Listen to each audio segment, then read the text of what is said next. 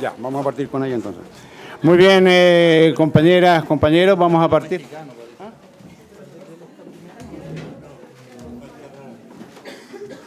Enrique. Y aquí parte Andrea, sigues tú, después el compañero y después finalizas tú. ¿De qué? ¿Se supone que tenemos 10 minutos por cada intervención? Ya, muy bien. Entonces, en este bloque 2, ya lo habíamos dicho, crisis climática, transición energética, las falsas soluciones, bla, bla, bla. Muy bien. Y aquí hay dos preguntas gatilladoras, le llaman ahora, o provocadoras, como quieran llamarle. La primera pregunta para los panelistas es: ¿qué relación podemos establecer entre corporaciones transnacionales, tratados y cambio climático? La segunda, una pregunta sencilla, simple. La segunda: ¿qué impactos tiene el extractivismo en general? Primero en general y después en específico, ¿qué impactos tiene en las mujeres? Dicho aquello, compañero Enrique tiene la palabra. 10 minutos.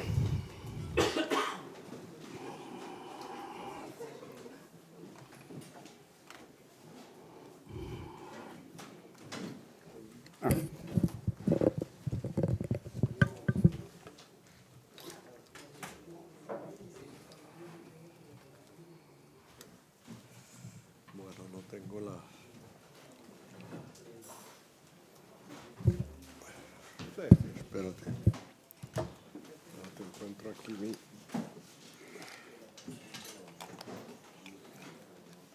El nombre de los expositores.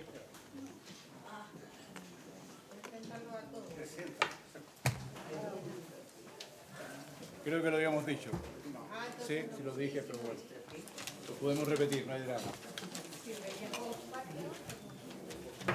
Permiso que los años no perdonan.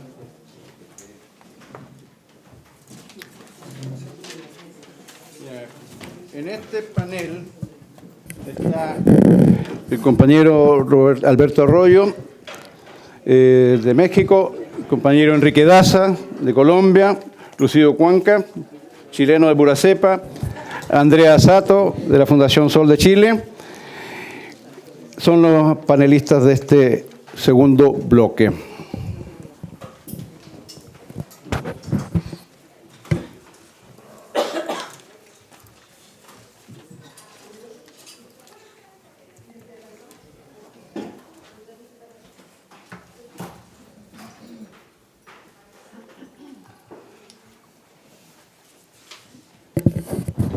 Bueno, el panel incluye una serie de temas, me parece que escogidos un poco al azar y difícilmente relacionables. Y es muy difícil abarcar todos los temas en una exposición de 10 minutos. Yo simplemente escogí dentro de esos temas algunos que me parecen más relevantes o sobre los cuales yo podría dar alguna opinión con conocimiento de causa. Entonces voy a hacer una exposición muy puntual sobre temas que me parecen relevantes. Uno es el tema de el contexto mundial que podríamos señalar para esta problemática. Otro sobre el tema de los tratados de libre comercio y de pronto algunas reflexiones sobre otros temas ahí que se incluyen. En el mundo de hoy hay unos problemas muy graves. Yo señalaría por lo menos 4. Uno, el tema de la violencia y la guerra. Eso es algo que nos ha llevado en los últimos años incluso al borde de una guerra nuclear. O sea, no es un problema menor. Están muriendo millones de personas en guerras, en una situación que pone inclusive en riesgo la existencia de la humanidad. No son guerras locales exclusivamente, son guerras de impacto general que nos afectan de una u otra manera a toda la humanidad y que podrían afectarnos a todos los humanos, poniendo en peligro la misma viva continuidad de la especie. Otro problema muy grave y muy importante es el problema de la pobreza. A pesar de la concentración digamos, del aumento de la riqueza mundial en general, la pobreza ha aumentado y Y hay millones de personas que mueren de hambre y que tienen condiciones precarias y poco acceso al agua, poco acceso a los servicios públicos, etcétera, etcétera. Un tercer problema podríamos decir que es el problema de la desigualdad. O sea, la concentración de la riqueza, las grandes empresas multinacionales que se lucran de forma pues exagerada, desproporcionada hasta llegar a niveles de concentración nunca vistas. Y otro, no por ser el último que señalo, el menos importante, es el tema del cambio climático. Que todo el mundo, digamos, civilizado, pues menos Trump, reconoce que es una situación que pone en peligro la existencia de la especie, que es un factor de peligro también para el conjunto de la humanidad. ¿Cuál de esos es más importante? ¿Cómo se determina? ¿Hay un criterio científico, objetivo, imparcial que permita decir este es más importante que el otro? Yo creo que no. Eso depende mucho de los valores, de las concepciones, de los preconceptos, de las posiciones políticas, etc. Entonces yo creo que en ese sentido nosotros debemos tener claro que hay un debate, ¿sí? Y el debate no puede consistir en decir, no, es que el más importante es el cambio climático. Eso supone unos preconceptos. Yo creo que hay unos que tienen soluciones en el corto plazo, otros en el mediano plazo, otros en el largo plazo, pero hay unos más urgentes que no por ser más urgentes dejan de ser menos o más importantes.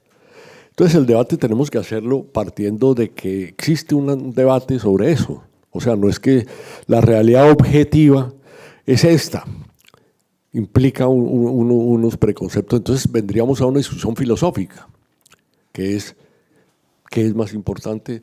¿Por qué esto? Ahora, hay una versión occidental capitalista que viene de los países europeos y del Partido Demócrata de Estados Unidos, que es que los problemas de la pobreza y los problemas del desarrollo y los problemas de la violencia son menores, que el único problema es el cambio climático.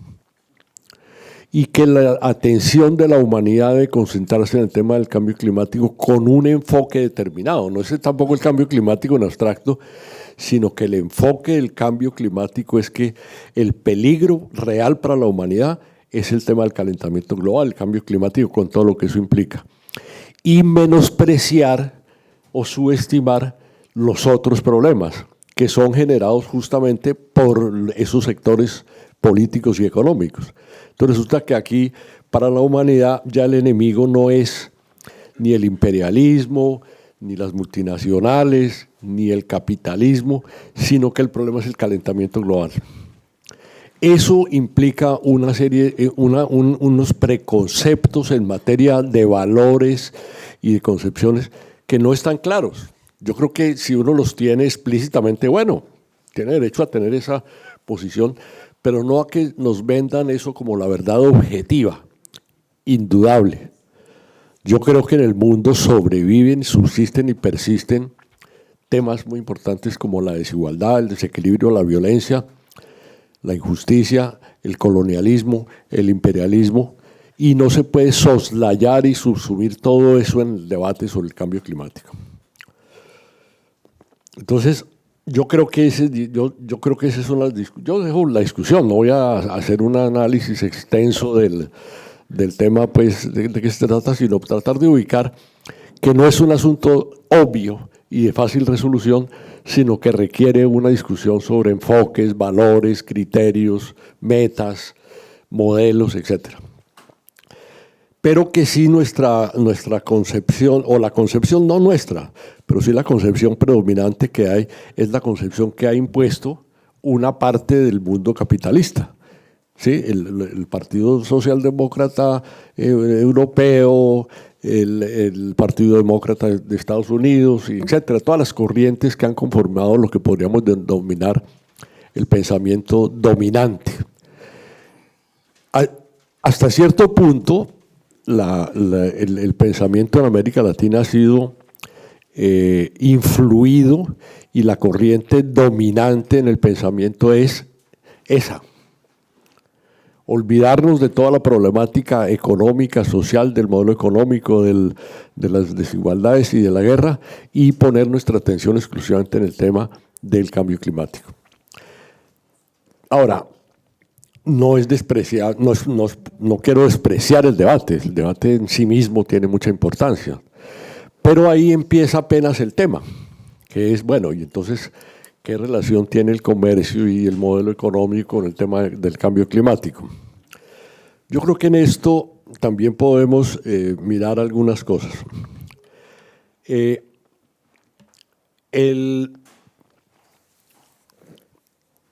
El tema climático, el tema del libre comercio tiene que ver con una etapa en el desarrollo del imperialismo y del capitalismo. No en todas las etapas se ha hablado tanto de libre comercio. No estamos viviendo la misma situación que se vivió en los 90 y en el 2000. En ese momento el libre comercio se convirtió como en... primero que todo, el libre comercio nunca fue libre comercio, exactamente. O sea, casi que uno podría caracterizar el libre comercio más que como una característica real. Es como una etapa histórica y un discurso que se elaboró en torno a lo que inclusive varios autores de Estados Unidos dijeron: libre comercio es la forma como llamamos a la dominación estadounidense sobre el mundo. Eso fue realmente libre comercio. Ahora, es un poco simplista, pero lo dijo Kissinger. ¿Sí? Entonces, uno podría decir que el libre comercio fue una etapa.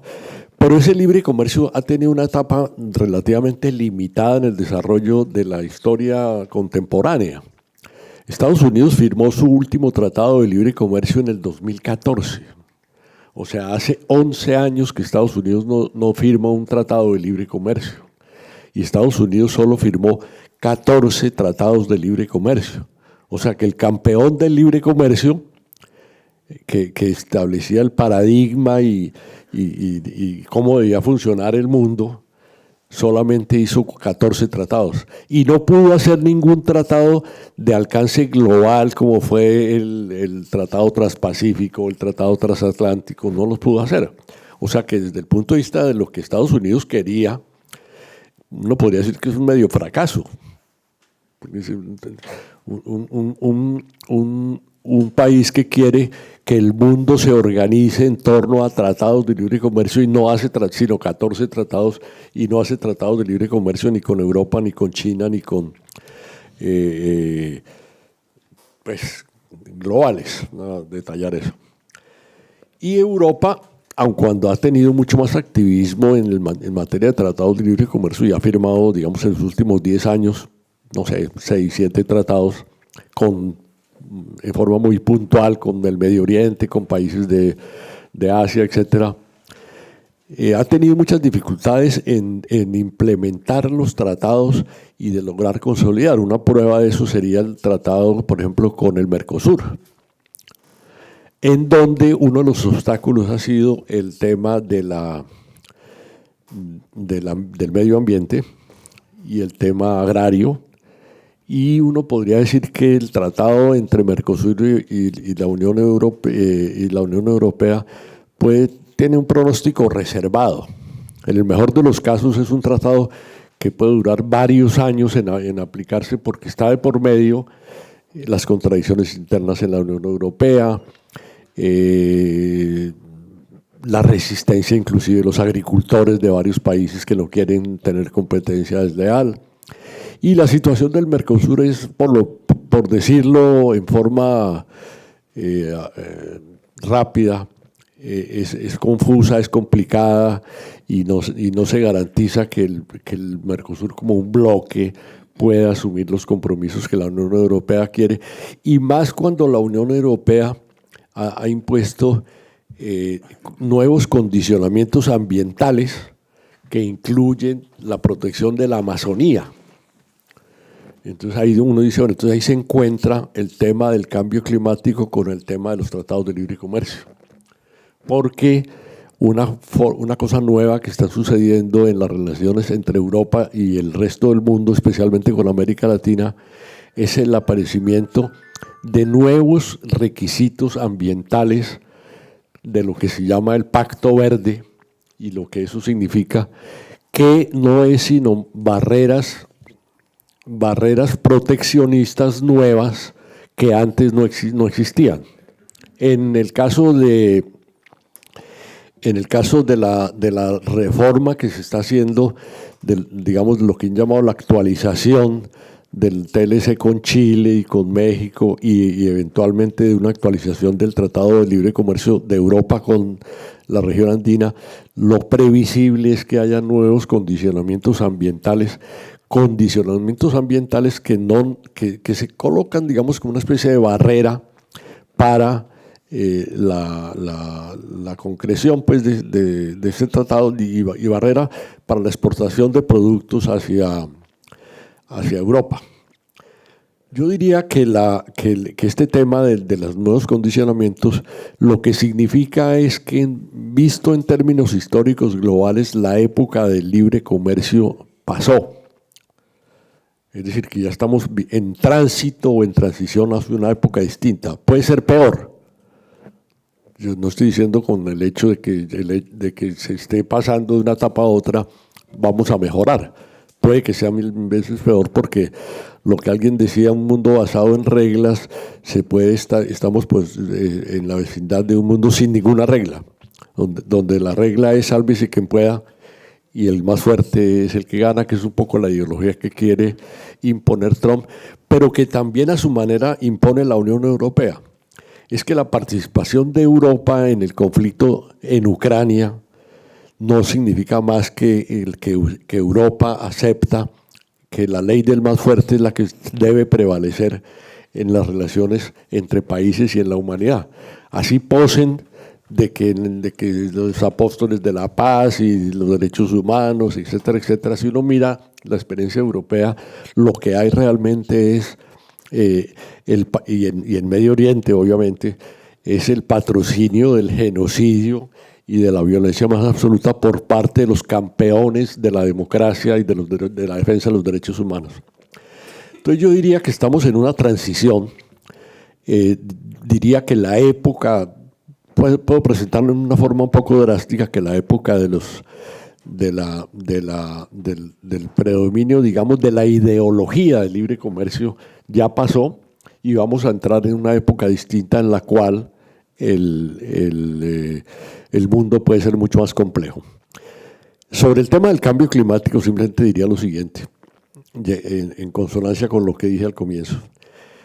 El problema de la transición hacia una economía con menos emisión de gases de efecto invernadero no implica necesariamente la eliminación de la producción de la petrolera y de gas y de energías fósiles. Implica su reemplazo, pero no implica necesariamente que haya que eliminar la producción petrolera, porque estamos en un mundo capitalista en el cual la producción se elimina no por la voluntad de los actores, sino por la ganancia. Entonces, solamente en la medida que sea más rentable, más eficaz y tecnológicamente más viable la energía renovable, va a ser sustituida va a reemplazar a la energía fósil. O sea, mientras que sea más barata el producir energía con petróleo y con gas, es prácticamente imposible que se reemplace por energías renovables que son inestables, costosas y tecnológicamente no son plenamente viables o no está madura la tecnología plenamente, por ejemplo, para almacenar y transmitir la energía producto de energías renovables. Entonces no es un acto de voluntad, ni por más campañas que se hagan de Greenpeace o lo que sea, para eliminar la energía fósil. Eso depende de leyes económicas objetivas y solamente el desarrollo tecnológico y el desarrollo económico. Y hay un problema con esto, y es que todo depende mucho de que los países en desarrollo logren fortalecer sus economías y tener la capacidad de tener alternativas productivas y económicas que hagan viable la transición hacia un modelo energético distinto. No depende de la voluntad exclusivamente de los gobiernos. Entonces, yo diría lo siguiente. Ahí es donde se choca el libre comercio con el cambio climático. Mientras que los países en desarrollo no tengamos una capacidad económica y una fortaleza para abordar los desafíos tecnológicos y económicos del cambio climático, va a ser muy difícil. Y los tratados de libre comercio debilitan a las economías en desarrollo de tal modo que hacen inviable su proceso de desarrollo para afrontar seriamente los desafíos del cambio climático. Entonces, una economía débil, frágil, dependiente, monoproductora, nunca va a poder afrontar seriamente el tema del cambio climático, y los tratados de libre comercio son una amenaza para el desarrollo de los países. Creo que aquí ya me están poniendo límite. Muchas gracias, Enrique. Tratemos de ceñirnos lo máximo posible a los tiempos, por favor. Andrea, tiene la palabra. Allá está el micrófono ese. Ok. Hola, mi nombre es Andrea Sato, soy investigadora de un centro de estudio en Chile que se llama Fundación Sol. Quería tocar en estos 10 minutos temas como vinculados a tratados de libre comercio, que es lo que hemos estado estudiando en el centro de estudio este último periodo, pero también cuestiones que están bien centradas en Chile, pero que obviamente son parte de la discusión global que se repite principalmente en los países del Cono Sur y en América Latina y el Caribe en general. Bueno, Chile es uno de los países con mayor cantidad de tratados de libre comercio vigentes y firmados hasta la fecha. Ya superan como en relación, tanto en tratados bilaterales de inversión u otras formas de tratados de libre comercio, ya una relación con casi más de 60 países. Esto en un escenario que, claro, tiene mucho que ver con el proceso de expansión del neoliberalismo en Chile y en toda Latinoamérica y el Caribe, que implicó también la apertura de los mercados, este dogma de la apertura de los mercados para mejorar las condiciones de vida, supuestamente, en estas lógicas del chorreo y el malentendido desarrollo económico, ¿no? Todo este modelo de apertura comercial se ancló visiblemente en un modelo primario extractivo como matriz productiva en Chile, esto con un desarrollo importante después del desmantelamiento total de cualquier tipo de industria en los 80 y 90, lo que generó una dependencia total a los centros económicos globales. Lo que les estoy mostrando acá es la evolución de las exportaciones totales en millones de dólares durante los últimos 20 años, ¿no? Este modelo de desarrollo, supuestamente progreso económico, lo que nos ha mostrado, al menos en Chile y también con análisis que hemos hecho en América Latina, es que finalmente hay todo un boom de lo que podemos relacionar con el periodo de los boom de los commodities, donde efectivamente hay un desarrollo y un aumento en la producción que implica un aumento en los productos internos brutos de los países. ¿Cuál es el problema, especialmente dentro de las últimas 2 décadas? Es que lo que vemos es que hay un estancamiento importante en términos de Producto Interno Bruto en los países. Lo que nos demuestra es que claramente el modelo de explotación de una matriz primaria extractiva y el modelo de explotación de bienes comunes naturales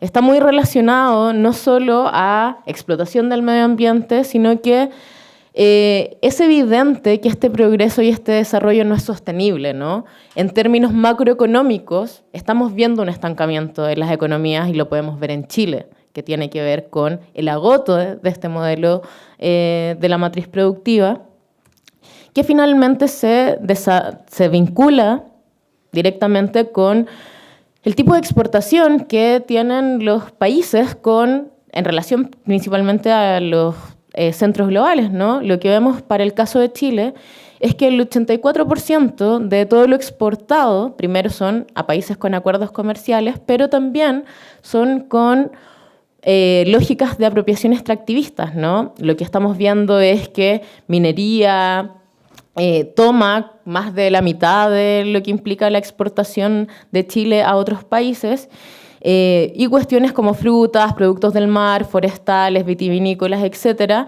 es lo que acompaña estas exportaciones. Cuestiones que podemos también entrar en ese debate, que tienen muy poco valor agregado, que no generan mecanismos de efectivamente redistribución y que finalmente son actividades que son altamente destructivas en el medio ambiente y también con los trabajadores y trabajadoras. Al verlos en términos totales, la concentración de las exportaciones para Chile, vemos que China y Estados Unidos concentran el 70% de las exportaciones. Acá es interesante en términos de geopolítica establecer el debate en torno a qué está pasando con China, qué está pasando con Estados Unidos, y si lo que vamos a buscar son nuevos procesos, estructuras de colonización que hoy día tengan otros rasgos, ¿no? Acá hay un debate profundo en torno a cómo se ha instalado la industria china, especialmente en el Cono Sur. Hoy día en Chile prácticamente toda la matriz energética es de capitales chinos, tanto en términos de inversiones o en términos ya de propiedad. Y claramente ya hace al menos 12 años que el mayor socio comercial para Chile es China. O sea, la hegemonía estadounidense para Chile ha decrecido, ¿no? Y eso es algo que está pasando especialmente en el Cono Sur.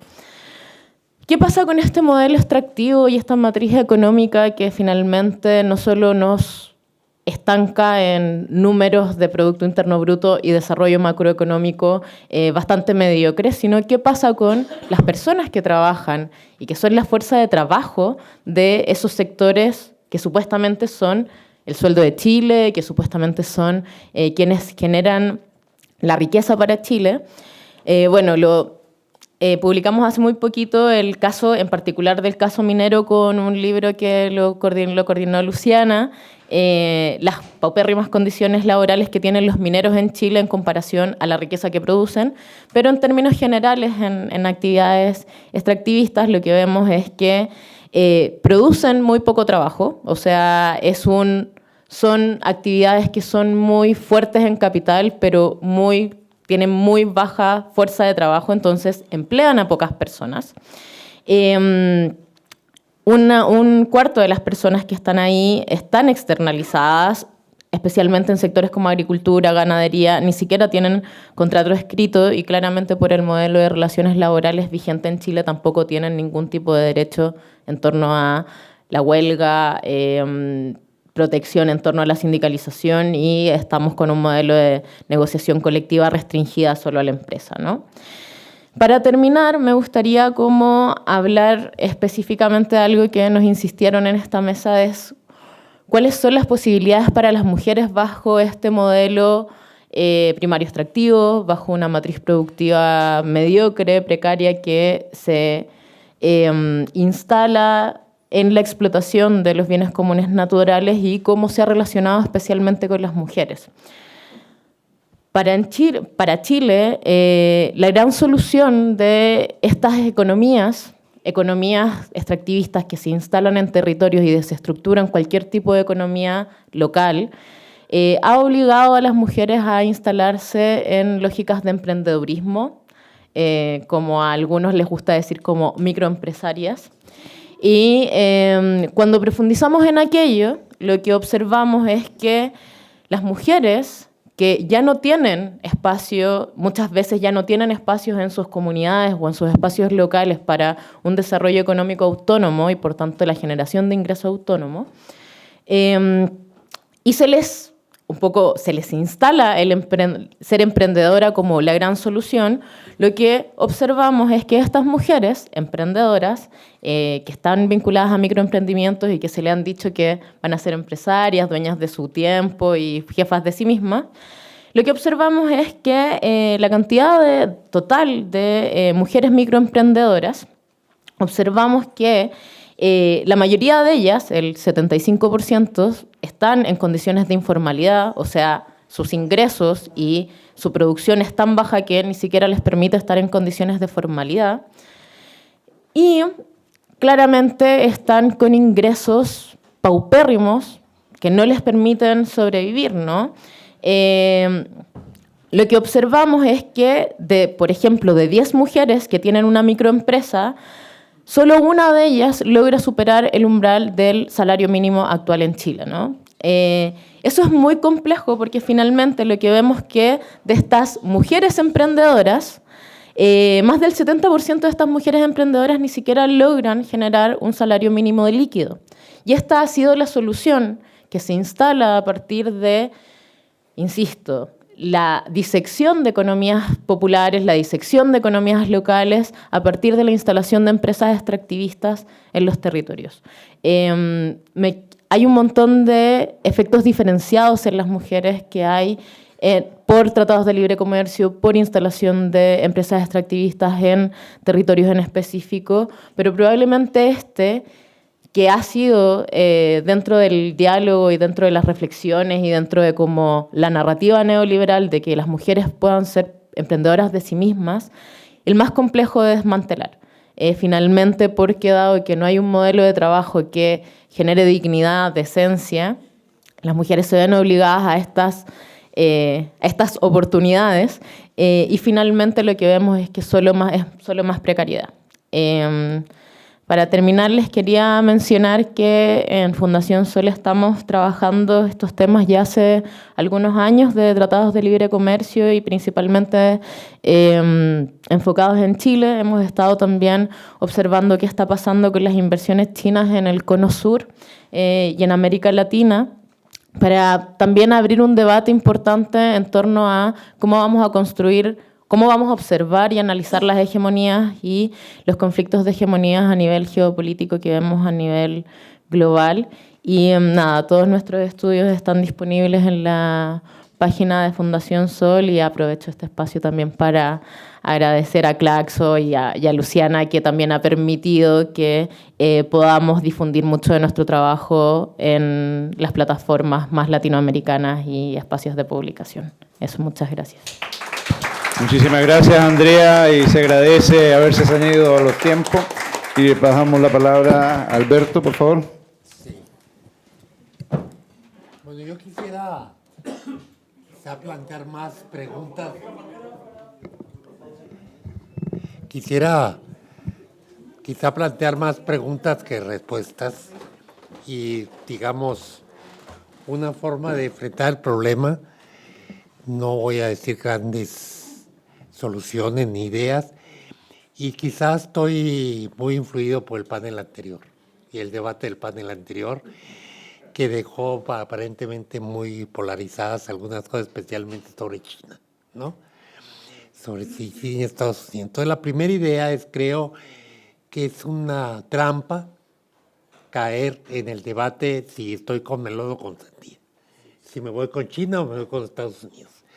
Con ninguno de los dos. O sea, no es ese el punto, ¿no?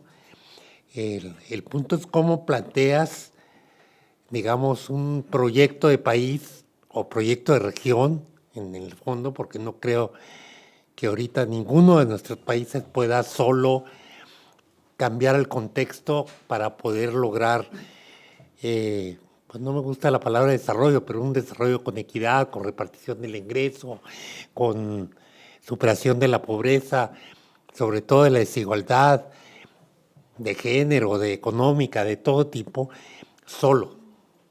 Los poderes económicos, políticos y militares están suficientemente establecidos para que aplasten, desbaraten, desaparezcan a cualquiera que lo intente solo. Entonces, o logramos alianzas internacionales, sobre todo de los movimientos, o no hay viabilidad. Entonces, esa es una trampa que nos pongan, es decir, escoge con quién te quiere dominar o a quién te subordinas, ¿no? También otra trampa es pensar que hoy, en el mundo como está, algunos de estos países son, digamos, ejemplos a seguir, ¿no? Digamos, si nos ponemos muy críticos, podemos ser críticos también de China y podemos ser críticos de cualquiera, ¿no? Ahí hay un reto entre la utopía de lo que deseamos, lo que queremos, que es absolutamente indispensable. Sin utopía no hay movimiento, sin utopía no hay crítica, ¿no? Y el realismo político de todos los días. El peligro es que creo que el realismo a veces nos lleva a aceptar lo inaceptable, ¿no? No se trata de que por realismo, bueno, no es posible, porque no hay la correlación de fuerzas para lograr tal o cual cosa. La pregunta no es si es posible o no es posible. La pregunta es cómo construimos una correlación de fuerzas para que sea posible, ¿no? No es cuestión de decir, bueno, ni modo, no se puede. La pregunta, eso no hay opción. O sea, no te puedes plantear esa pregunta. El mundo tal como está, o como está, digamos, dominado, no es humano, no da posibilidades. Eso hay que cambiarlo. Ahora, eso junto con el realismo no es fácil de combinar. Yo creo que, por eso digo, no estoy planteando soluciones. Creo que el reto es cómo mantenemos la utopía y mantenemos la crítica desde los movimientos, desde los pueblos, a todos estos modelos, pero también sin la ingenuidad de que lo podemos lograr mañana, ¿no? Sino que esto también, por eso era un importante en el panel pasado, cuando planteaba el asunto también, es que hay tiempo, ¿no? Pero también aquí puede haber trampas. En eso también nos podemos justificar, bueno, ante tales objetivos o ante tales cosas, tenemos que aceptar cosa que es inaceptable, ¿no? Es inaceptable el machismo, por decirlo de alguna manera. Es inaceptable los niveles de pobreza en la que vivimos. No son aceptables, ¿no? Cuando yo aquí en Chile, ante alguien que para mí fue muy importante y fuimos grandes amigos, que le decían el cura Arroyo, no sé si lo conocen, ¿no? Que la primera vez que yo vine a Chile aquí para tratar de, digamos, antes de que existiera la alianza, tratar de construir un movimiento sobre la idea de que decían, bueno, pobre México, está demasiado cerca de Estados Unidos y ya se lo jodieron con el Telca, ¿no? Y aquel sale en una conferencia a decir, no hay otra posibilidad, no es viable otra cosa, ni modo, aceptemos el libre comercio. Para mí fue impresionante para lo que yo conocía al cura Arroyo, y muchos aquí lo conocieron desde la etapa del golpe contra Pinochet. Él acabó en México, ¿no? En algún tiempo, pero en ese tiempo ya había vuelto a Chile, y dije, no es posible. ¿Qué? Contra Allende. Sí. Me lo encuentro en una reunión de los jesuitas y yo planteé una cosa muy simple. Es decir, a mí no me digas que es viable o no es viable.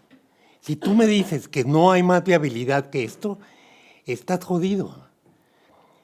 Cristiano, cura, jesuita, tú no puedes decir que es aceptable el mundo en el que vivimos.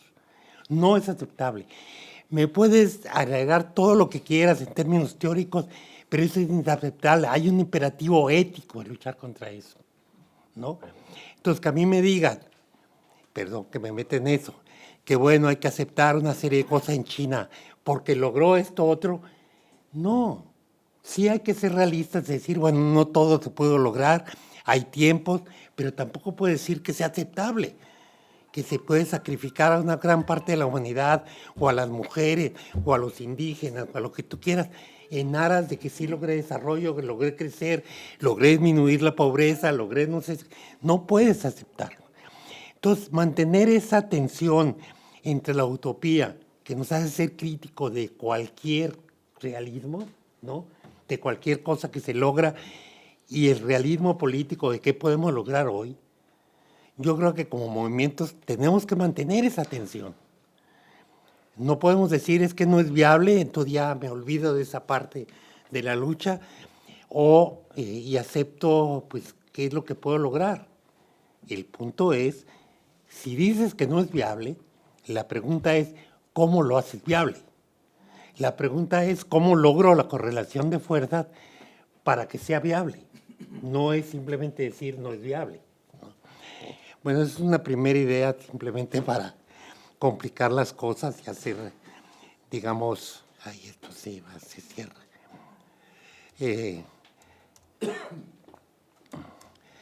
Bueno, lo otro es la misma idea de libre comercio, ¿no? Los tratados de libre comercio no son de comercio. Tienen otros 22 capítulos en el caso del primero, del TELCAT, o según el tratado que estemos hablando va a tener 90% más de capítulos que la parte estrictamente comercial. El primer tratado tenía 3 capítulos que tenía que ver estrictamente con intercambio de cuestiones. Ahorita en México, bueno, eso lo toca después, el Tratado de Libre Comercio lo que busca, o los tratados de libre comercio lo que buscan, es dejar toda la ley del más fuerte. ¿Qué es el libre comercio? El libre comercio es la competencia. Y la competencia, pues ya sabemos que va a ganar, el más fuerte, ¿no? Entonces no son estrictamente comerciales. El problema es cómo creo reglas para que el más fuerte pueda imponerse. La diferencia con Trump, que aparentemente se oponía desde el primer gobierno, el TEMEC lo firmó Trump, ¿no? Pero estuvo a punto de no firmarlo cuando ya estaba prácticamente terminada la negociación. Es que no quiere reglas porque él hoy es el más fuerte militarmente y políticamente, ¿no? Entonces, aun cuando la regla era hecha a favor del más fuerte, ¿no? O dejar todo libre para que el más fuerte se imponga, no le está yendo bien. Y de alguna manera, digamos, o tiene rato perdiendo hegemonía, ¿no? O perdiendo capacidad de imponerse. Entonces, lo que quiere él es liberarse de las reglas para poderlo hacer pues a juego, como diríamos en México, ¿no? Por la fuerza, porque allí tiene la fuerza. Con China mismo sabe que tiene una superioridad militar, aunque ya no tiene una superioridad ni tecnológica y en muchos sentidos tampoco económica. Por lo menos en algunos sectores no lo tiene. Entonces hay que deshacerme las reglas para poder imponer. Pero, digamos, hay una paradójica en México cuando aparentemente el gobierno está defendiendo el TEMEC, o está defendiendo el Tratado de Libre Comercio, ¿no? La paradójica es que en los movimientos no estamos diciendo suficientemente ante eso. Ahora, creo yo que, digamos, una cosa es, sí, tratar de defender la posibilidad de intercambio comercial, ¿no? Apertura comercial, creo que no eran viables ya las economías cerradas, hoy no son viables, siguen sin ser viables las economías cerradas. Bueno, allí hay que negociar qué productos te dejo entrar a cambio de que tú me dejes entrar estos. Tampoco todo. Hay cosas que aunque yo no sea competitivo, eso es un asunto de soberanía, ¿no? De soberanía alimenticia, de soberanía en una serie de cosas que yo no puedo pensar que en Asia se libere el arroz. Cuando te hacen un bloqueo del arroz o en México del maíz y la gente, pues ahí sí hay un levantamiento de la gente si a México le quitan las tortillas, ¿no? No necesitas abrir todo, pero necesitas abrir algo para que te dejen entrar. Entonces, hablar de tratados de intercambio comercial equitativo, más libre, sin tantas broncas, es una cosa. Y otra cosa, hablar de tratados de libre comercio, que es una teoría económica que hay que dejar toda la ley del mercado, que es decir, a la ley del más fuerte. Nos tenemos que oponer a eso No podemos dejar la economía, no podemos dejar nuestra vida a la ley del más fuerte, ¿no? Y otra cosa es tratar de mantener mercados abiertos para poder conseguir lo que no tengo a cambio de que él acepte lo que yo soy competitivo, ¿no? Lo cual no quiere decir que abramos todos los sectores, ¿no? Pero bueno, no podemos aceptar el capítulo de inversiones, el mecanismo de solución de controversias tan absolutamente, además de corrupto, en fin, ya no hay muchas palabras decentes para decirlo. No podemos aceptar el capítulo de, ¿cómo le llaman? Congelamiento regulatorio, ¿no? Es decir, el que no puedas poner reglas, la anulación del Estado, aunque tampoco el Estado es la supremacía, pero sí creo que en México, y eso esperamos que el movimiento se fortalezca y logre inventar esta versión, que no se defiende el TEMEC, se defienda un mercado de mercancías y servicios equilibrado y abierto, ¿no? Pero que no por eso tenga que aceptarse todos los otros 21 capítulos, ¿no? ¿Sí? Especialmente el mecanismo de solución de controversia. Salir del extremo, curiosamente, lo que detuvo el TEMEC de un rato de aprobación era que Trump no quería el mecanismo de solución de controversias. Trump no quería someter el asunto al arbitraje internacional del CIADI. Y México peleó por eso, todavía en los gobiernos priistas, ¿no? Cuando entra López Obrador, que manda un emisario sin poder de voto a las negociaciones, porque era el gobierno entrante y era el que al final en su gobierno se iba a firmar o no, no peleó ni siquiera eso. Había que haberle agarrado la palabra a Trump. Decir, no quiero un mecanismo de solución controversia, y hubiera sido un avance. Que se resuelva según las leyes nacionales y en tribunales nacionales, ¿no? Entonces hay que quitar de los llamados tratados de libre comercio un montón de cosas, pero lo que yo creo que México sí tiene que defender es la posibilidad de lo que sí es competitivo, poder entrar. No solo México tiene tratados con prácticamente, ahí nos peleamos siempre si tiene más México, pero México tiene tratados de libre comercio con 65 países. No son tantos tratados porque fue una TTP, un 11 que son un montón, etcétera, ¿no? Prácticamente con todo el mundo, ¿no? Pero eso no es un triunfo, ¿no? Como ustedes también lo saben perfectamente bien. Estamos en el tiempo, Alberto. Sí, voy a acabar ya. Entonces, esa es una primera cosa, es decir, la lucha yo creo que en México es lograr, primero porque México, México no exporta commodities, ni exporta materias primas. El 80% de las exportaciones de México son industriales. Es una diferencia con buena parte de América Latina. Pero también aquí hay una trampa. Las exportaciones mexicanas son de la industria manufacturera, pero yo diría, no nos hagamos estúpidos, no son exportaciones mexicanas, son exportaciones internacionales desde México, ¿no? El contenido nacional de nuestras exportaciones es bajísimo. En los últimos 2 o 3 años ha subido un poco, pero sigue siendo muy bajo. Es muy distinto decir que somos un país exportador de manufacturas a que somos un país donde se producen manufacturas con capital internacional, ¿no? Pero bueno, dejó de ser el petróleo el principal exportador, el principal producto exportado, etc. Bueno, lo último que quiero decir es, digamos, cómo lograr, me estoy saliendo un poco del tema cómo lograr la independencia racional, inteligente, de los movimientos sociales frente a los que antes llamamos gobiernos progresistas o como le quieran llamar ahora, ¿no? Creo que uno de los problemas de los movimientos es una de dos.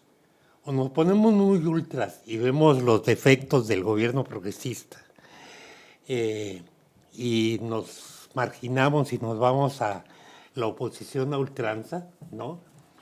O nos quedamos callados ante cosas que también son inaceptables en los llamados gobiernos progresistas, en todos, ¿no? En cada uno con cada uno, ¿no? Son indefendibles cosas que pasan en algunos de estos gobiernos progresistas. Entonces, resumo, ¿cómo mantener la tensión entre utopías, que sin utopía no hay capacidad de crítica ni capacidad de avance, y realismo? Dos, no tenemos por qué escoger entre China o Estados Unidos, ¿no? No tenemos que ser acríticos ante China o ante Cuba o ante Venezuela. Bueno, no se diga ante Nicaragua, que me parece que es difícil no ser críticos, ¿no? Tres, Trump no está loco. Trump tiene un proyecto, la forma como lo quiere sacar es terrible, y dos,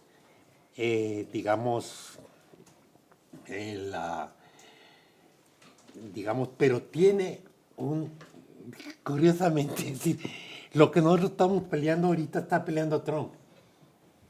¿Cómo logramos que los empleos se queden en nuestro país, no se vayan fuera? Pero tú no vas a lograr que las empresas gringas regresen a Estados Unidos cuando la diferencia en la industria automotriz, que es la primera exportación desde México, la diferencia entre el salario de la industria automotriz, que es de los más altos en el país, en México con respecto a Estados Unidos, es 5 veces menos, 4 veces menos, ¿no? Eso no es viable lo que está planteando Trump, ¿no? Además, bueno, no hay manera de defender al señor Trump, pero estamos súper pasados en el tiempo, Alberto, por favor. Termino. No hay forma de defenderlo, pero también la forma más estúpida de hacerlo es simplemente decir que está loco. Termino con una cuestión. La tensión entre táctica y estrategia. Parece muy teórico. Digamos, en el caso de México, que ha logrado neutralizar algunas de las medidas más dañosas para el país, especialmente la nueva presidenta, más que el mismo López Obrador, ha sido muy prudente,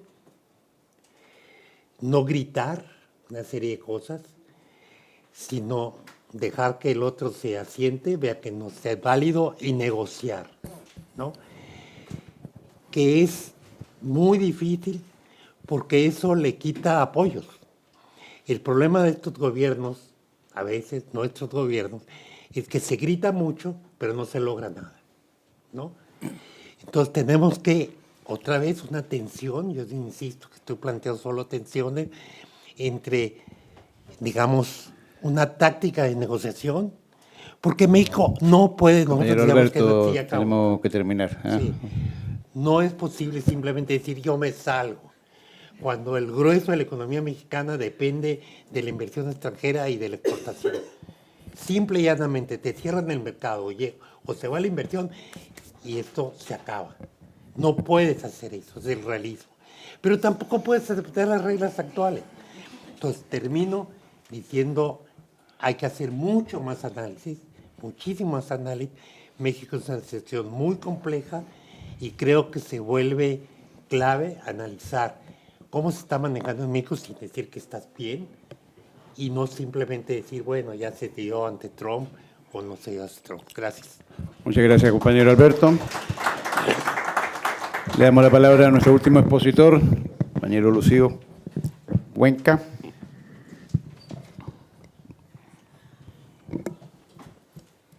Hola, buenas tardes a todas y todos. Mi nombre es Lucio Cuenca, yo soy del OLCA, que es el Observatorio Latinoamericano de Conflictos Ambientales, y también somos parte del Movimiento por el Agua y los Territorios, que reúne a muchas organizaciones y comunidades que enfrentan el extractivismo y el impacto de este modelo en muchas regiones, en muchas comunas de nuestro país. Bueno, son muchas cosas, ¿no? Pero tratando de volver como al tema de la mesa. Yo no estoy diciendo que los temas que se han dicho no estén en el tema central de la mesa, ¿no? Pero los temas de la crisis climática y de la transición, ¿no? Yo comparto de que estamos enfrentando una situación de muchas crisis que van corriendo paralelamente, ¿no? En ese sentido, la crisis climática es una de ellas, la crisis política en general, la crisis sanitaria a nivel global, los temas de cuidados. O sea, hay una serie de crisis que están en desarrollo, ¿no? Que algunas se mueven más rápido, otras van cruzándose, digamos. Y en ese sentido, nosotros como organización miramos esta problemática desde un concepto que es la justicia climática, ¿no? Un concepto que nos permite tanto tener un diagnóstico, una mirada desde determinada perspectiva, pero también nos permite el horizonte, ¿no? Lo que estamos buscando.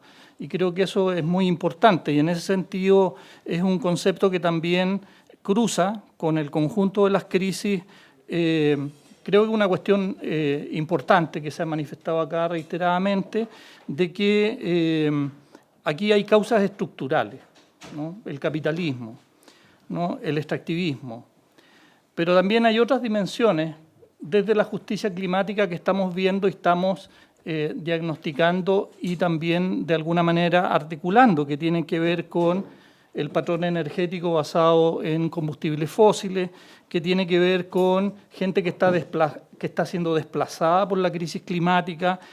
Hay una deuda ecológica, hay una deuda climática de los países industrializados con nuestros continentes y con nuestros países. Hay temas de racismo, hay temas de colonialismo, de neocolonialismo, ¿no? Hay responsabilidades de los grandes países responsables, contaminadores en esto, que son distintas a los países y a nuestros pueblos, ¿no? Hay impactos diferenciados hacia las mujeres. Si bien en un territorio podemos ser todos impactados por el extractivismo, pero hay impactos que no hay tiempo ahora para caracterizarlos más precisamente, pero que se viven de manera distinta y de manera diferenciada por las mujeres. Y también, bueno, los impactos territoriales y ecosistémicos que están precarizando la vida en muchos lugares de nuestros territorios. En ese sentido, hoy día se plantea, frente a la crisis climática, el tema de la transición, ¿no?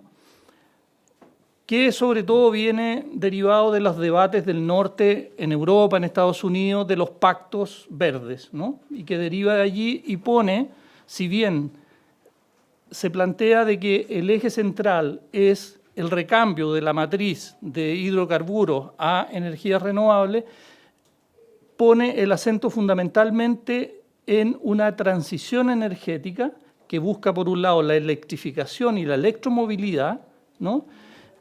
Pero deja al margen todo el resto de las dimensiones de la crisis, ¿no? Y en ese sentido abre, ¿no?, una transición que sigue siendo una transición subordinada y dependiente, ¿no? Porque esto viene acompañado y esto cruza, ¿no?, todo el tema de la inserción de nuestros países y particularmente Chile, con lo que se ha mencionado acá en relación a los tratados de libre comercio, los acuerdos comerciales o los acuerdos de protección de inversiones, ¿no?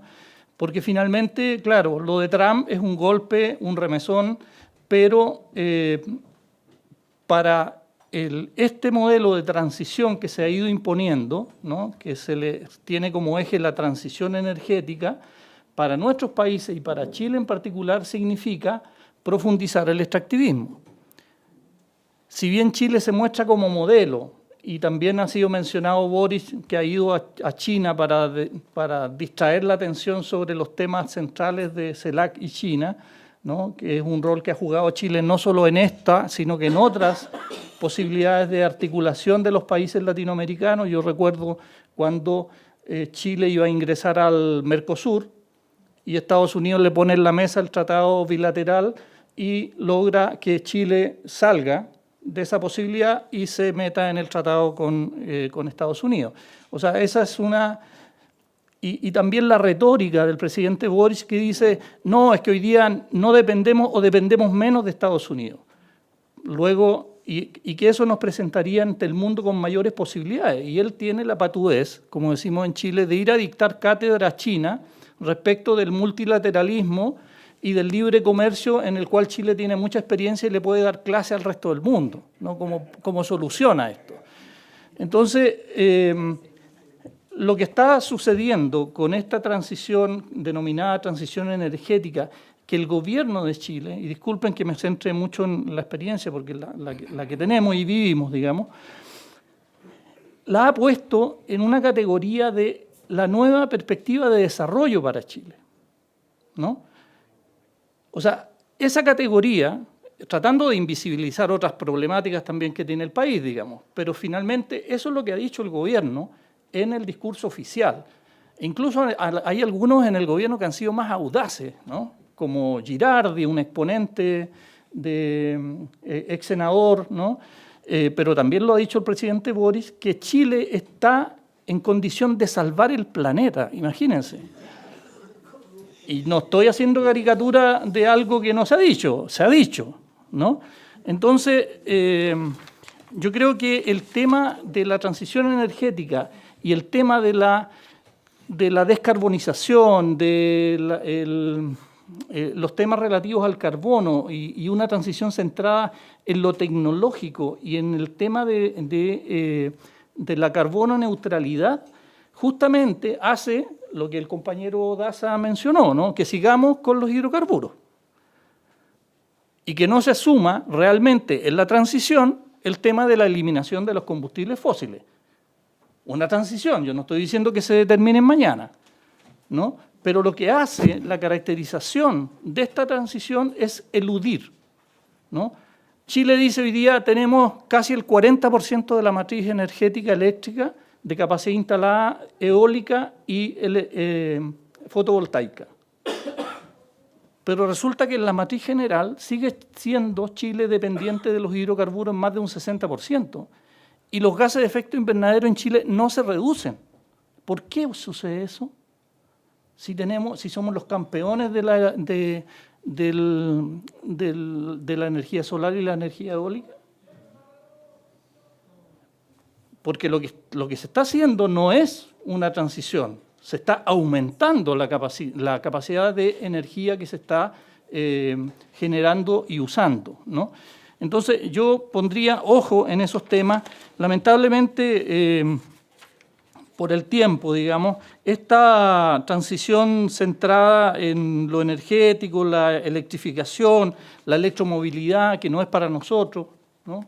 Claramente, la carbono neutralidad, bueno, todo eso finalmente porque eso se traduce en instrumentos de la política internacional. Y eso permite abrir, por ejemplo, el campo de los bonos de carbono, el campo de la mercantilización, el campo de la privatización de los bienes de la naturaleza, de los bienes naturales comunes, ¿no?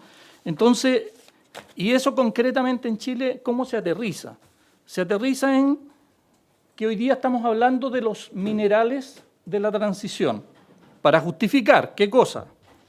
Una política minera que amplía la frontera aún más de la que existe con tremendos impactos territoriales de la minería del cobre, pero también significa la Estrategia Nacional del Litio, que entrega el 70% de los salares a la explotación del litio. Estamos hablando de la Estrategia Nacional del Hidrógeno Verde, que es una estrategia global, corporativa, donde Chile no tiene ninguna posibilidad de hacer un recambio de combustible al uso del hidrógeno, por razones económicas, por razones de escala. Es algo que está pensado para, si es que es una solución de algo, no es para nuestro uso local. O sea, son profundización de la economía exportadora. Entonces ahora le agregamos al extractivismo de los que conocemos y que se han graficado acá, la exportación de energía. Y en esto lo uno con 3 minutos. Lo uno con con el tema de los tratados, ¿no? O sea, ya venimos, en el caso de Chile, con la cantidad de tratados que hay, se vienen renovando o modernizando. Se renovó con China, se renovó con Canadá, se renovó recientemente con la Unión Europea, ¿no? Y en todos ellos se perfeccionan los mecanismos de dependencia de nuestros países, de transferencia de soberanía, ¿no? Y finalmente, esto de que ya no es el tiempo de los tratados de libre comercio, yo no lo tengo tan claro cuando veo la realidad de Chile en relación a la Unión Europea, que es la que nos impone el tema del hidrógeno verde. Cuando veo la cantidad de inversiones, se acaba de anunciar un proyecto para Magallanes, cerca de Punta Arenas, de 16.000 millones de dólares. Un proyecto de varios que están anunciados en hidrógeno verde, que en realidad no es directamente hidrógeno verde, sino que es formulación de amoníaco. O sea, cuando estamos hablando de esa escala de explotación del territorio y de las capacidades que tiene nuestro país. Ahora aparece y se está formulando una nueva estrategia de los minerales críticos. Hay toda una discusión ahí, si quieren, después la podemos conversar, de si son críticos o si son estratégicos, son críticos para las potencias, son estratégicos para nosotros, bueno, hay toda una discusión. Pero el Estado de Chile adoptó y está construyendo una estrategia de minerales críticos. Se supone que críticos son para los otros, ¿no? Para nosotros debieran ser estratégicos, porque son nuestras riquezas, digamos, entre comillas, ¿no? Entonces, pero son las cosas que están ocurriendo a partir de, yo creo, la profundización o el perfeccionamiento de estos instrumentos que están ampliando la situación del extractivismo en nuestro país. Eso además, lamentablemente, con este gobierno, lo que se está haciendo es renovar la política neoliberal extractivista. O sea, se está reimpulsando el modelo forestal del monocultivo y de la industria de la celulosa. Se está ampliando la frontera minera. Hay grandes problemas con la ampliación de la frontera de la salmonicultura. Chile es el segundo exportador mundial de salmones, ¿no? Salmoneras en áreas protegidas, sin que el gobierno tenga la convicción de cumplir sus compromisos anunciados. Entonces, hay una ampliación de los extractivismos, hay un proceso de desregulación política y normativa, la permisología, etcétera, etcétera, ¿no? Hay criminalización, o sea, lo que denunciaba la compañera hace un rato, de 3 años de militarización del territorio mapuche, también se sufre en otros territorios donde se está persiguiendo a los defensores y defensoras del territorio, ¿no? Frente, por ejemplo, a la nueva minería de tierras raras, una empresa canadiense le presenta una acción legal a los activistas del territorio, ¿no? Entonces, ¿por qué las empresas hoy día se sienten con esa fuerza y con esa convicción para ellos no presionar al Estado para que reprima, sino que también ellos perseguir a los activistas, ¿no? O sea, porque están respaldados claramente por omisión o por acción política, en definitiva, ¿no? Ahora, es poco tiempo, lo siento mucho. Quería contarles una historia de un caso de una demanda de una empresa colombiana, a propósito, compañero Daza, que se llama ISA, Interchile, ¿no? De la Ecopetrol, así se llama, ¿no? Bueno, ellos demandaron al Estado de Chile porque el año 2019 un movimiento territorial paralizó el proyecto de construcción de un tendido eléctrico de alta tensión durante varias semanas, ¿no? Eso produjo atrasos, finalmente multas, la empresa fue al CIADI. El CIADI condenó al Estado de Chile a pagar $22 millones a la empresa en compensación por las multas o no sé qué cosa. A las mismas semanas en que eso se estaba resolviendo en el CIADI, los dirigentes que fueron criminalizados por la empresa, el tribunal en apelaciones, en la Corte de Apelaciones de Valparaíso, estaba absolviendo, diciendo que los dirigentes no tenían, o sea, reconocía el tribunal el derecho, más todavía en el contexto de Escazú, de defender su territorio y el patrimonio de ese territorio, ¿no? Y lograron modificar el trazado y sacarlo de la zona, que es una zona de reserva, digo, ¿no? Entonces, allí también está parte de las contradicciones que tenemos que ver y hacer visible, digamos, de lo que significan estos tratados y la forma como nuestros gobiernos están transfiriendo poder o soberanía a estos mecanismos y desprotegiendo nuestras propias posibilidades de pensar otros futuros, otras economías, otras posibilidades de transición que efectivamente se haga cargo del problema de fondo y no de aumentar los negocios que están en curso en este momento. Disculpa. Muchas gracias, compañero Alberto. Chiquillas, chiquillos, son las 13 horas 56 minutos 33 segundos. Se supone que el almuerzo lo teníamos a la 1:30 de la tarde. Vamos a darle 3 intervenciones de 1 minuto cada una. Preguntas, no ponencia, esta costumbre tan nuestra. Así que doy 3 palabras y después vamos a dar 1 minuto de cierre a cada panelista y nos vamos a almorzar porque el que no come se muere. Entonces, se ofrece la palabra para preguntas de 1 minuto por cabeza. ¿Nadie quiere preguntar? Hay mucha hambre. Yo tengo una como de 10 minutos. Eso es una ponencia, no una pregunta. Yo quería comentar, no voy a comentar, voy a hacer una pregunta, Andrea. Sí, en una de las columnas decía minería y después decía... Residuos de minería. No, la que estaba debajo de minería era el que... Restos sin minería. Restos sin minería, sí. ¿Qué es lo que era? Para que vean que era pregunta. Chile exporta el material minero en bruto. Y mucho de ese material que no es solo cobre. Cuando te dicen como restos de minería, eso también se exporta. Pero tiene que ver con que Chile no exporta cobre refinado. Ok. Mocha, por favor. Gracias, felicitaciones por el tema. Europa. Venimos de la cumbre CELAC Unión Europea, de la preparación para las sesiones de Colombia. Europa plantea la entrega de 50.000 millones de euros para proyectos en América Latina como consecuencia de que Estados Unidos quiere que seamos su patio trasero y efectivamente China avanza como el primer socio comercial de América. Ante esa lógica, Europa no quiere perder espacio y efectivamente gana espacio, efectivamente con el proyecto Global Gateway. Pregunto, ¿el proyecto Global Gateway es un proyecto, digamos, neoliberal de extractivismo y de apropiación de los bienes públicos estratégicos que se hace frente a ello? Y 2, sobre los cronogramas. Efectivamente, nosotros vivimos un patrón extractivista hace 532 años en América. En el tránsito que queremos alternativo, efectivamente, ¿cuál es la mirada en términos de plazos posibles?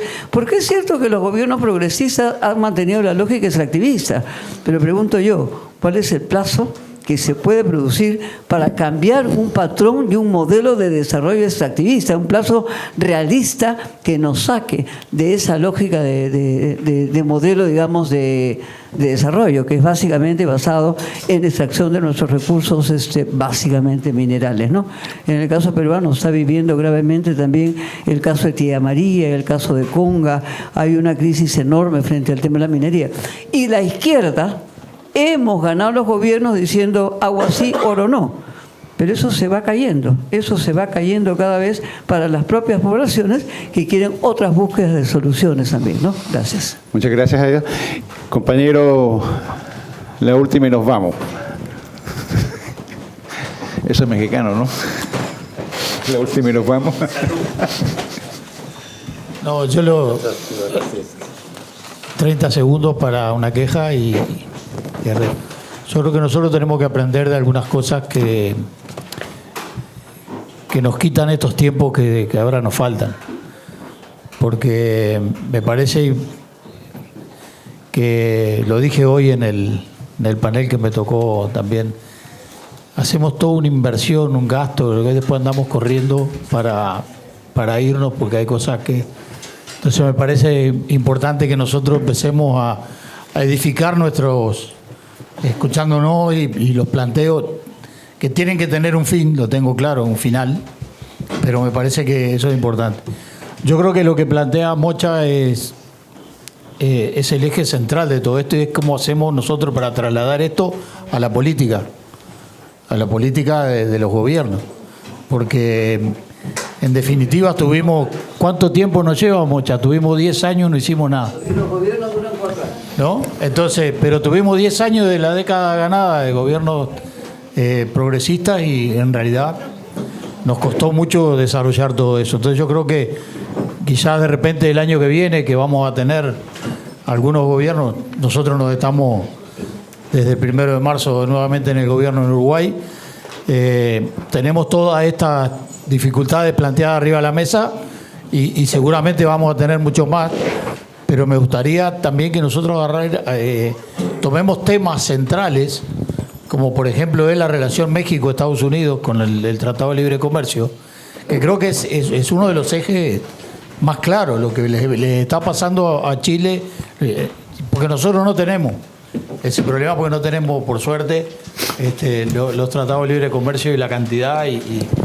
Entonces, si bien Unión Europea y Mercosur han firmado, entre comillas, un tratado o han terminado esto, creo que de aquí a un año y medio o 2 recién se va a empezar a traducir el tratado. O sea que, entonces, yo lo que creo es que en este intercambio de experiencias nosotros tenemos que empezar a ponerle el pienso a cómo trasladamos todo esto que nosotros estamos discutiendo al momento en que somos gobierno. Ese es un tema para Muy la bien. sociedad civil. Esteban, permíteme medio segundo. Medio segundo. No lo completé. El Global Gateway, que son 50.000 millones de euros, que ya están programados para los extractivistas, se ha pasado en Europa a entregar 800.000, no 50.000, 800.000 millones de euros para la guerra, Sí. porque decidieron el rearme, Sí. ¿no? Y efectivamente les dije yo, ¿estamos pasando del tránsito verde o al tránsito bélico? Así es. Y parar los pelos. Y efectivamente, a costa de quitar 5% del presupuesto público a toda Europa, A salud, a educación. costará efectivamente bajar el estado de bienestar. Así es. Entonces, efectivamente, nuestros pueblos también saben que nosotros nos sostenemos. Efectivamente, o sea, que el Perú se sostiene 40% con el oro. El 40% se sostiene con el oro. No existe, digamos, una economía diversificada en el sentido de aquella que genere mano de obra y ingresos, ¿no? Que sería la agricultura. Okay. Muchas gracias. 1 minuto para cada uno. Enrique.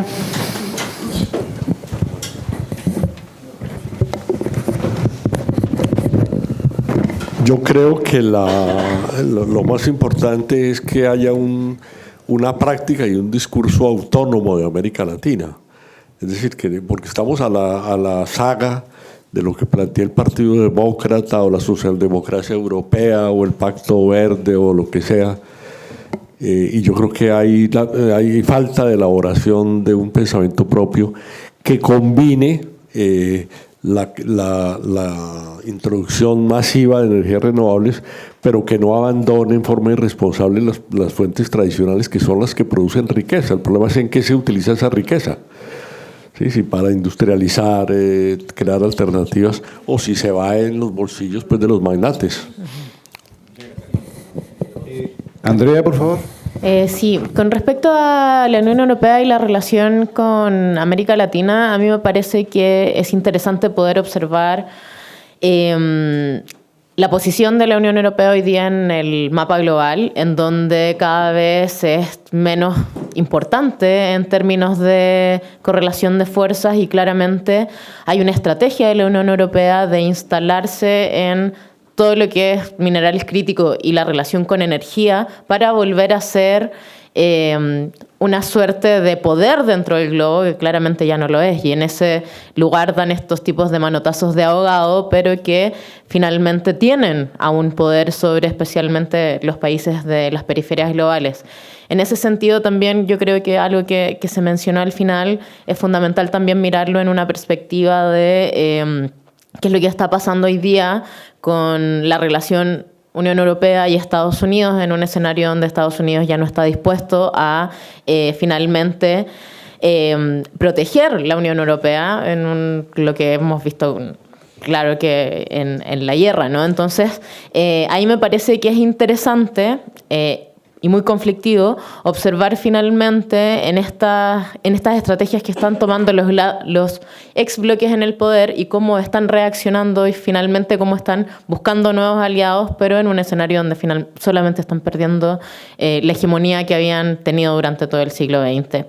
Con respecto a las estrategias, a las tácticas, desde Fundación Sol hemos tenido algunas experiencias interesantes que tienen que ver con el fortalecimiento de los sindicatos y la organización de trabajadores y trabajadoras, especialmente que están vinculados a empresas extractivistas, porque sabemos que es un problema que se instalen empresas extractivistas y que ofrezcan empleo en espacios donde finalmente hay una pobreza de ingresos importante, y creemos que desde ahí esta estrategia con el movimiento de trabajadores y trabajadoras, con el fortalecimiento del sindicalismo y finalmente con una perspectiva clasista en una perspectiva que no solo dialogue con los gobiernos y la construcción de Estados, sino que imponga una agenda que finalmente devuelva la riqueza a quienes la producen.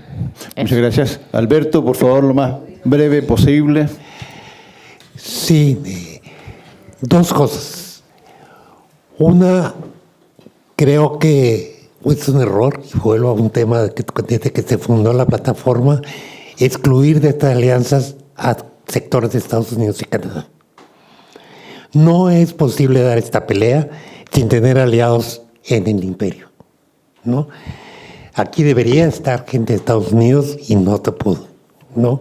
Porque quieran o no quieran, ellos están viviendo la situación de Trump. Dos, creo que el gran reto es lograr tener una propuesta imperfecta, provisional, etcétera, y no caer en escoger entre dos males, finalmente, ¿no? Creo que el gran reto es ampliar estas alianzas, incluir a sectores del norte con los que tenemos diferencias culturales muy grandes, formas de trabajo muy grandes, pero que o tenemos aliados al interior. Es como pensar que no se necesitan espías entre el enemigo, para decirlo irónicamente. No digo que traigamos a los espías, pero necesitamos aliados en el norte. Muchas gracias. Finalmente, Lucio.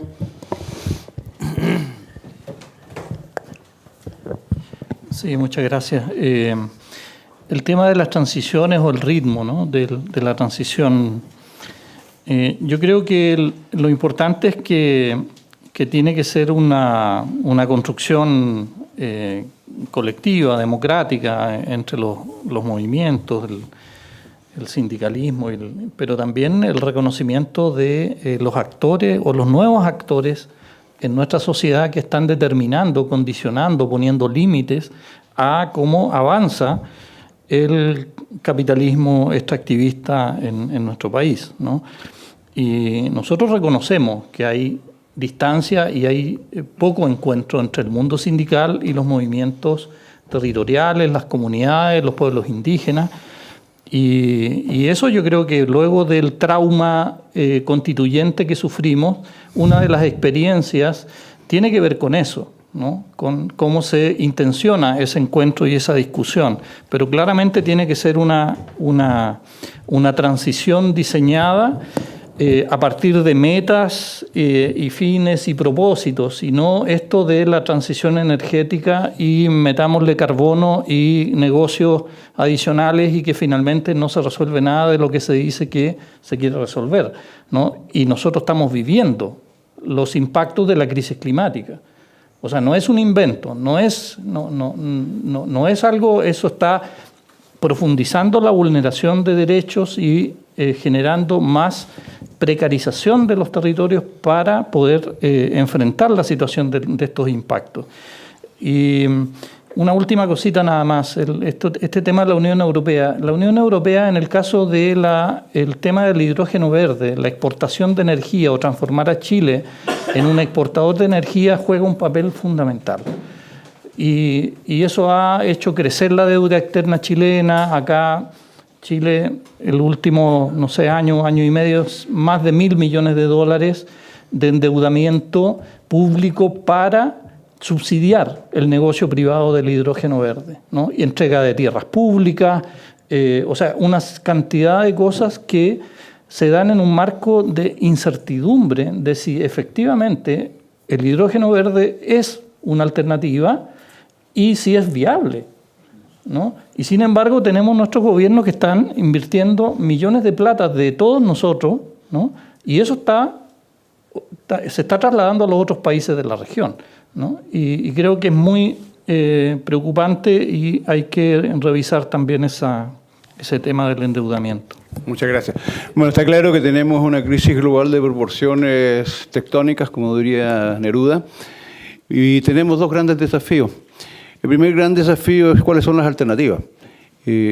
No tenemos hoy en día un modelo alternativo al capitalismo, no hemos sido capaces de construirlo, ni China ni Estados Unidos. Entonces, bueno, ¿cuál es el camino para lograr lo que se denomina un comercio justo, etcétera, etcétera? Pero el otro gran desafío, y que con mayúscula yo lo asumo desde mi condición de ex dirigente sindical, es, como lo decía Alberto, ¿cómo construyes una correlación de fuerzas políticos sociales que sea capaz de confrontar todos los sistemas políticos actuales? Con una izquierda que todos sabemos está atomizada, fragmentada, dispersa, etcétera. Entonces esos son los dos grandes desafíos. Comparto plenamente con Alberto que sin utopía no hay vida digna posible. Muchas gracias a todos, vamos a almorzar.